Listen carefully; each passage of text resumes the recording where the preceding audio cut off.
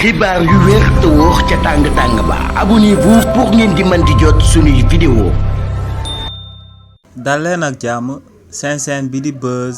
221 HD kii di Barthélémy Dias démb ci émission Faram Facce bi mu daan amal moom ak Pape Ngagne Ndiaye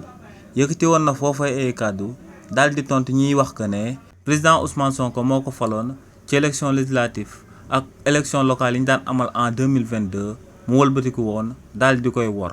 si li ni mel kii di Barthélémy Dias ne lu leer ba am moom mooy que ne moom dafa gëm que ne nit ku yàlla sàkk ku ne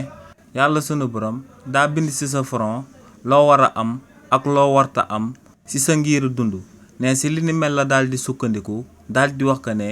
Ousmane Sonko musu ko tabb dara ci réewu Sénégal ne lépp lu mu mës a doon ci kàttanu yàlla sunu borom la ko daal di amee te ne lu koy firndeel moom mooy que ne depuis 20 ans ci réewu Sénégal moo ngi dégg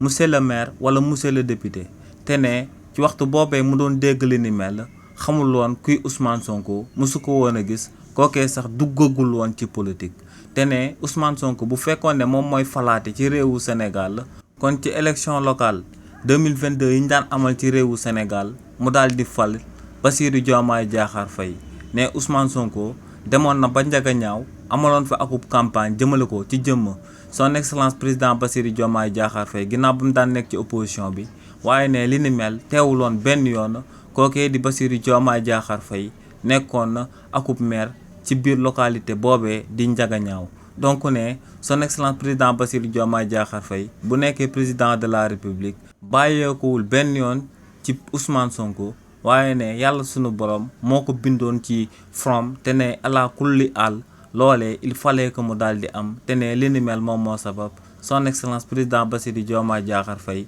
daal di nekk président de la république actuellement ci réewu Sénégal. xibaar yu wér te wóor ca tàng ba abonnez-vous pour ngeen di mën di jot suñuy vidéo.